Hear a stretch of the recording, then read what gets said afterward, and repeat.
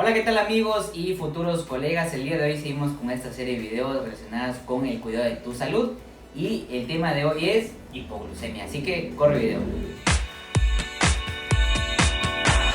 Bien, entonces, ¿qué es la hipoglucemia? Para empezar, la hipoglucemia no es una enfermedad, una patología propiamente dicha.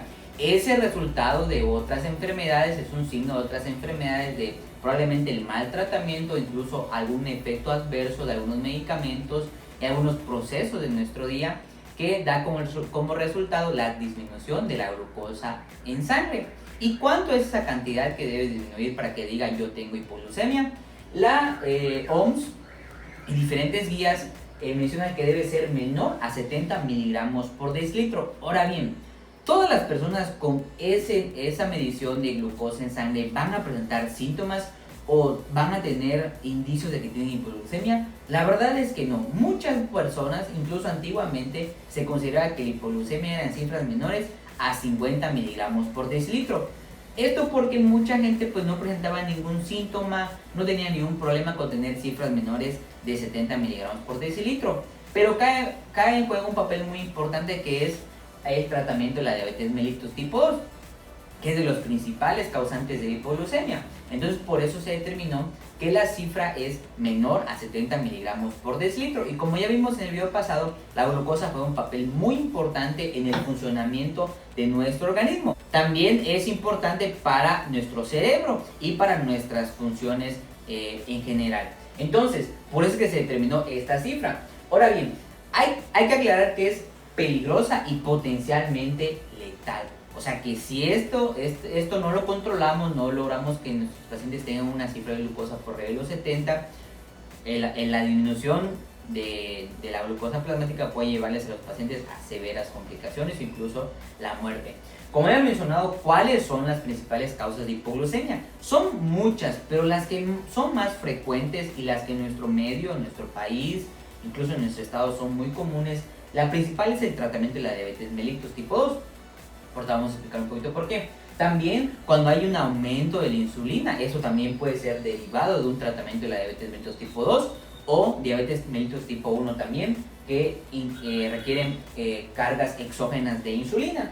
Y el ayuno prolongado también puede ocasionar disminución de la glucosa en la sangre. Ahora bien, es bien importante saber esto. Vamos a tocar un poquito acerca del ayuno. Nosotros jóvenes no tenemos ninguna enfermedad. ¿Por qué nosotros no cruzamos con tantos cuadros de hipoglucemia como los otros dos que voy a comentar ahorita? La respuesta es sencilla. Nosotros en nuestro cuerpo produce mecanismos que evitan la hipoglucemia. Uno de los principales es el glucagón. Nosotros, para que nuestro cuerpo pueda tener una glucosa en sangre óptima, tomamos dos cosas, que es la insulina y el glucagón. La insulina va a permitir que la glucosa entre a la célula y sea utilizada. Pero esto va a ocasionar que a nivel sanguíneo, pues la glucosa, como se está utilizando a nivel muscular, disminuya los niveles a nivel sanguíneo.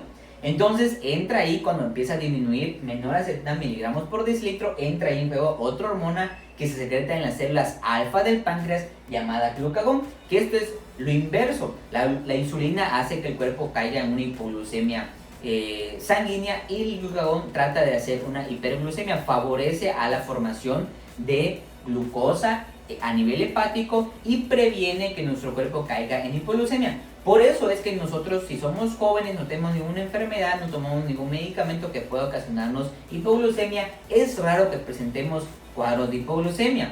Ahora bien, tú te preguntarás, ¿y el ejercicio? El ejercicio, como vimos en el video pasado, también se utiliza mucha glucosa. Ahora bien, en el ejercicio los síntomas que nosotros sentimos como mareo, debilidad, incluso alguna vez falta de aire, podría ser ocasionado más que nada por la pérdida de electrolitos como el sodio, el potasio, el magnesio, el calcio, el cloro. Eso sería un poco más para ahí. Es raro que una persona, a menos que sea un ejercicio muy extenuante, caiga en episodios de hipoglucemia, siempre y cuando no tenga diabetes mellitus o esté tomando algún tratamiento que le pueda haber, algún medicamento que pueda disminuir los niveles de glucosa en sangre. Pero como vimos, el principal es el ayuno. Entonces, También se secreta adrenalina, hormona de crecimiento, cortisol, que son de las que previenen que nuestro cuerpo caiga en hipoglucemia. Incluso puede ser, en el caso del cortisol, cuando es administrado exógenamente o el cuerpo produce mucho cortisol, puede desencadenar en casos de hiperglucemia, pero eso lo vamos a ver en otro video. Entonces, en el ayuno, si nosotros no tenemos alguna patología de fondo, no estamos tomando algún tratamiento, es raro que nosotros nos dé episodios de hipoglucemia por los mecanismos que evitan la hipoglucemia que están en nuestro cuerpo. Ahora bien, el tratamiento de la diabetes mellitus es bien importante. ¿Por qué? Porque un paciente con diabetes mellitus no requiere solo un tratamiento. Muchas veces, en el caso de la tipo 2, que es por resistencia a la insulina, y pacientes crónicos también ya tienen deficiencia de la secreción de insulina, tienen que ser tratamientos combinados. Primeramente por dieta, ejercicio y tratamiento farmacológico. Hay muchos fármacos que ayudan para controlar los niveles de glucosa en sangre. Hay de los más conocidos como la metformina, que es bien importante porque la metformina ha demostrado muy pocas veces, muy pocos pacientes han tenido episodios de hipoglucemia asociados a metformina. ¿Por qué? Porque la metformina, su mecanismo de acción es diferente. La metformina ayuda a la sensibilización de la insulina en nuestro cuerpo. También disminuye la secreción de glucosa a nivel hepático y ayuda a la captación de glucosa. Pero eso a pesar de ese mecanismo, se ha asociado a menos episodios de hipoglucemia. Ahora bien, ¿cuál es el fármaco? ¿Cuál es la familia de fármacos que sí se ha asociado mucho a que no sean insulina a episodios de hipoglucemia? Son la familia de las sulfonilureas. Esta familia, la principal que se ha caracterizado por a lo largo del tiempo, igual incluso muchos ya no lo utilizan, o si lo utilizan tienen que tener mucho cuidado al utilizarla, es la glibenclamida. Las sulfonilureas son secretarios de la insulina, o sea que van a activar, ellos van a bloquear. Nosotros tenemos en nuestra célula beta pancreática, tenemos un conducto que se llama conducto potasio ATP, que es muy sensible, que tiene un receptor de las sulfonilureas. Este se va a pegar ahí y va a provocar que en la célula beta pancreática se despolarice la célula beta pancreática, entre calcio a la célula, y esa concentración de calcio en la célula va a provocar que se libere insulina de la célula beta pancreática. Entonces, esta familia ayuda a que en nuestro cuerpo se secrete endógenamente insulina. Entonces, por eso es que este medicamento puede ocasionar episodios de hipoglucemia. Ahora bien, dentro de esta familia hay nuevos medicamentos que son más específicos para la célula beta pancreática y pueden ayudar a prevenir, o han demostrado menores casos de hipoglucemia en los pacientes que reciben de la misma familia sulfonilureas, pero otros medicamentos. Algunos de los que tenemos en México, que igual la guía de práctica clínica refiere, son la glicida y la imipirida. Estos fármacos también son sulfonilureas, pero son más específicos de la célula beta pancreática. La glibenclamida también tiene su receptor en la célula beta pancreática, pero también se ha asociado que tiene receptores en el corazón, en el riñón, en el hígado. Entonces eso puede ocasionar mayores episodios de hipoglucemia. Y la insulina muchas veces se utiliza a dosis muy altas o no se utiliza la insulina correcta. Es bien importante, igual necesitamos hacer un video acerca de esto. ¿Por qué? Porque hay muchos tipos exógenamente de insulina. Como ya vimos en el tratamiento de diabetes mellitus farmacológico, tenemos a las sulfonilureas y también otros medicamentos, pero vimos que esa familia que presenta más episodios de hipoglucemia. Actualmente también tenemos otras familias como son los agonistas de GLP-1 y los inhibidores de la DPP-4, pero estos son muy específicos y presentan menos episodios de hipoglucemia, no como las sulfonilureas. Pero la insulina administrada exógenamente juega un papel muy importante, porque en los pacientes muchas veces son administrados incorrectamente, o ellos mismos me han tocado casos de ver de pacientes que dicen, es que esa insulina que me dan en el seguro o en el hospital, leí en internet que no sirve o que esa no funciona bien.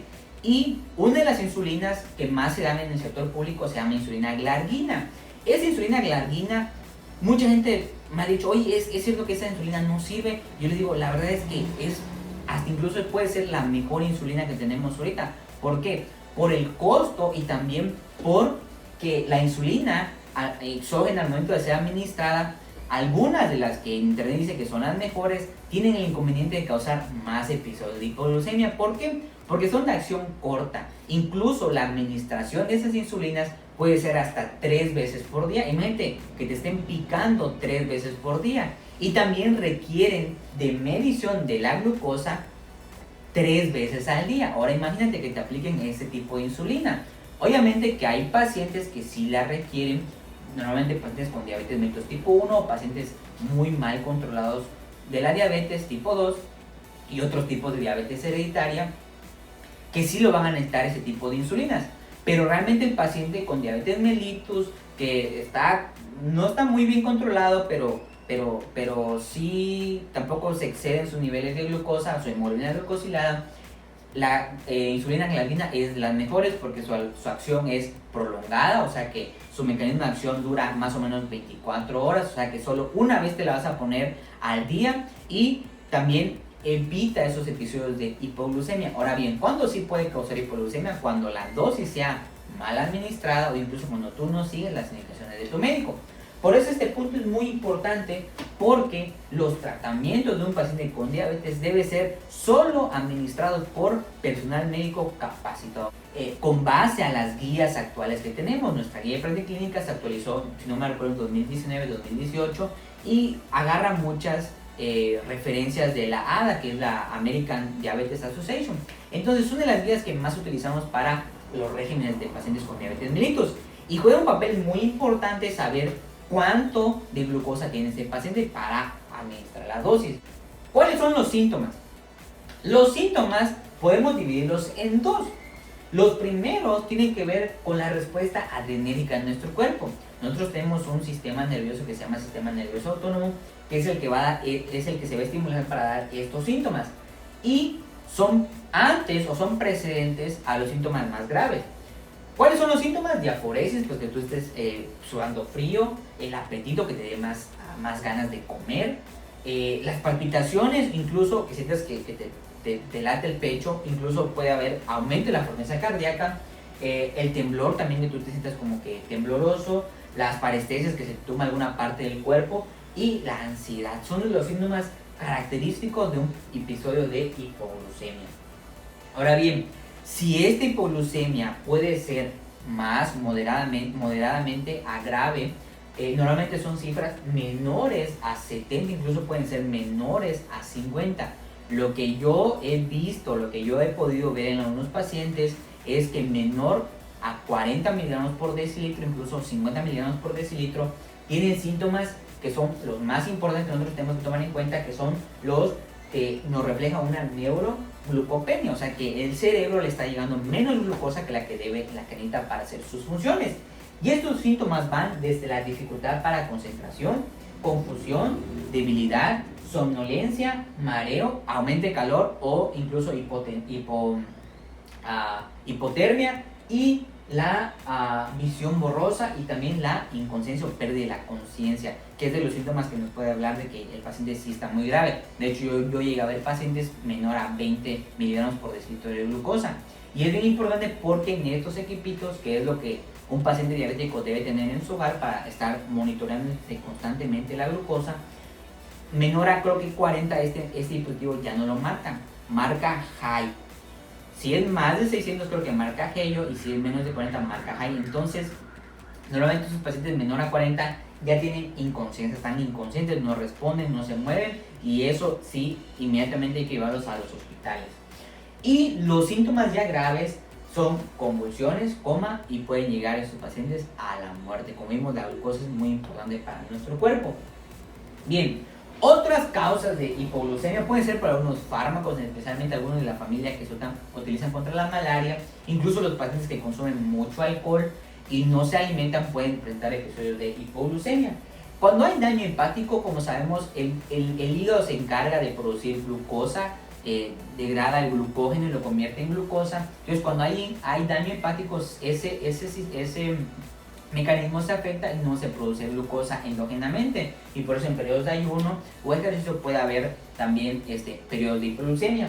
También el daño renal, como sabemos, también produce glucosa, un 10% de la glucosa que se produce endógenamente se produce en el riñón, pero también la mayoría de los fármacos se eliminan en el riñón. Entonces, si hay un daño renal, no se pueden eliminar los medicamentos, circulan más tiempo, hacen su función por más tiempo y esto puede ocasionar que también aumenten los niveles de insulina y disminuyan los niveles de glucosa a nivel sanguíneo. También la anorexia, hay pacientes que tienen anorexia nerviosa, que no comen por mucho tiempo y pueden tener episodios de hipoglucemia. Algo muy poco frecuente que es el insulinoma, que es que en la célula beta pancreática se forma un tumor y genere más y más insulina. Eso es poco frecuente, pero también es uno de los casos que pueden causar hipoglucemia. En los niños, la disminución de la hormona de crecimiento, que la hormona de crecimiento juega un papel muy importante en todo nuestro metabolismo, también pueden presentar episodios de hipoglucemia. Igual otro tipo de pacientes como deficiencias de algunos aminoácidos, deficiencias de algunas enzimas de nuestro cuerpo, eso ya sería un tema más largo. Y pues obviamente que algunos pacientes con cirugía de estómago, como cirugías bariátricas, bypass gástrico, eso también puede enfrentar episodios de hipoglucemia. Ahora bien, ¿cuándo acudir al médico? ¿O cuál es el tratamiento domiciliario? Nosotros cuando tenemos un paciente de diabetes mellitus tipo 2 en nuestro hogar y recibe tratamiento con diferentes fármacos, es bien importante hacer siempre que vaya un paciente con diabetes, algún familiar tiene que ir acompañándolo para que el médico le explique también al familiar, porque el tratamiento de diabetes mellitus es muy amplio, abarca desde la nutrición, el ejercicio, los medicamentos. Muchos pacientes tienen incluso hasta 3 familias de medicamentos diferentes y es importante que un familiar el médico le pueda explicar a ese familiar cómo va a ser el tratamiento, cómo va a ser los esquemas, con qué sí, qué no, a qué hora, con qué comidas. Entonces es bien importante que nosotros como familiares de algún paciente que tiene diabetes mellitus podamos hacer ese acompañamiento al momento de darle una consulta y poder también informarnos. Por eso igual es importante ver estos videos. Si tú tienes un paciente con diabetes mellitus tipo 2 en tu hogar, ponle este video, comparte este video también para que más personas puedan entender la importancia del acompañamiento y el tratamiento conjunto de toda la familia. Es bien importante que toda la familia esté interesada en cómo va el tratamiento del paciente con diabetes mellitus. Ahora bien, el tratamiento domiciliario puede ser una de las partes más importantes en estos pacientes, siempre y cuando la hipoglucemia sea hipoglucemia leve y solo presente síntomas leves. ¿Cuál podría ser el tratamiento inicial que tú le puedes dar en tu casa a ese paciente? Como vimos la clase pasada, tenemos nosotros en las frutas, algunas de las frutas tienen hidratos de carbono simple. Esto quiere decir que no van a tardar mucho tiempo en pasar a nuestro torrente sanguíneo, se van a absorber rápidamente y van a pasar al torrente sanguíneo. ¿Esto en qué beneficia? En que obviamente el paciente va a tener una carga de glucosa para poder nivelar esos niveles de glucosa, para que viaje el cerebro y puedan hacer sus funciones normalmente. Es importante conocer cuáles son esos alimentos. Hay muchos que recomiendan dar jugos de naranja, incluso refrescos, pero igual tenemos algunos medicamentos, algunas tabletas de glucosa, incluso en algunos países hay kits de glucagón, que es lo que ayuda para mantener la glucosa en sangre, pero son caros y a veces no son tan disponibles. Pero lo que sí tenemos disponible en nuestro estado, en nuestro país, son las frutas, algunas frutas que son hidratos de carbono simples, ¿no? Si tú tienes un paciente con diabetes mellitus y ves que se asocia a algunos de estos síntomas, no te olvides de comprar mango, plátano, naranja, por cualquier cosa. Recuerda que estos hidratos de carbono simples se deben de consumir con menor cantidad, pero también en el caso de algunos de estos síntomas, tú puedes darle a tu abuelito, a tu papá si es diabético, estas frutas que tienen un alto valor calórico, tienen hidratos de carbono simples y probablemente se mejoren estos síntomas. Ahora bien, cuando ya tienen síntomas de la neuroglucopenia, ahora sí es recomendable que tú acudas con un médico, ya sea un médico de primer contacto, para evaluar. Si tú no tienes algún glucómetro en tu casa, o acudas con alguna persona que le pueda evaluar los niveles de glucosa. Ahora, si tú te das cuenta que tienes los niveles de glucosa menores a 70 miligramos por decilitro, vuelves a aplicar algún hidrato de carbono simple, incluso si tú tienes en tu casa alguna tableta de glucosa, puedes aplicársela vía oral. Y siempre y cuando, si mejoran los síntomas, no te olvides de al otro día o incluso ese mismo día acudas a tu médico que te trata con la diabetes para que él te vuelva a valorar, vea probablemente el tratamiento que te está dando, la dosis, si estás tomando la dosis o si no estás tomando la dosis correcta para que pueda ajustar. Siempre es importante dar un tratamiento domiciliario, pero también acudir a tu médico después del proceso, sea síntomas leves también tienes que acudir a tu médico para que él te valore. Probablemente la dosis que estás utilizando, o probablemente no entendiste bien cómo te deben administrar los medicamentos, si con comida o sin comida, y para que él pueda volver a explicarte y tú puedas estar más tranquilo y evitar episodios de hipoglucemia. Y también es importante cuando ya hay signos de más moderadamente o moderados a graves, que pueden ser incluso con cifras menores a 50 miligramos por decilitro, acudas a un médico. Puedes acudir a un médico de segundo nivel de atención, incluso acudir a una instancia hospitalaria para la reposición de la glucosa a nivel sanguíneo. Pero es bien importante que tú prevengas estos episodios más graves para evitar daño a nivel cerebral y también evitar posibles convulsiones, coma y la muerte.